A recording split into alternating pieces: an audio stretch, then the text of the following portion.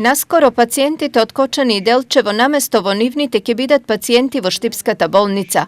Ова е дел од проектот регионализација во здравството, која според министерот Венко Филипче треба да се случи по пример на западноевропските форми на лекување.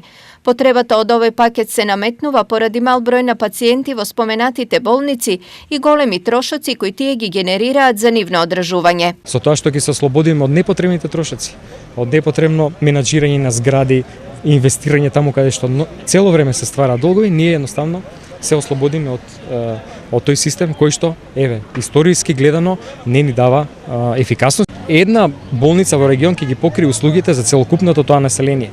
Ние сме премногу мала земја да понудиме соодветно ниво на експертиза во повеќе дисперзирани здравствени установи, вклучувајќи тука и болници. Впрочем, концентрација на случаите на пациентите значи раст на експертизата.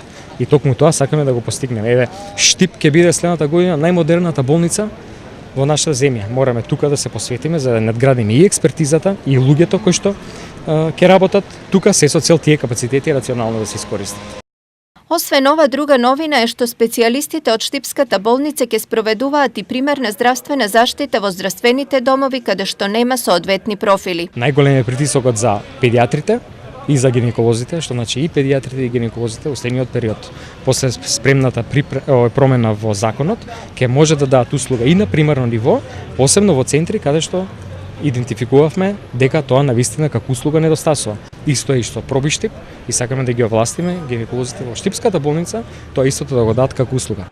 Паралелно ќе се формираат и мобилни тимови кои ќе овозможуваат здравствени услуги во селските средини каде што нема амбуланти. Имплементација на мобилните тимови и мобилните сервиси, една форма на надградување на патронажните сервиси што веќе го започнавме и го пилотираме во регионот на Кочани и ова ќе биде следен град на најблиску во овој регион кој што ќе ја овозможи таа услуга, што значи многу поблизок здравствен сервис и услуга до граѓаните во сите рурални и селски средини каде што заради одлив на кадри веќе нема доктори и медицински сестри.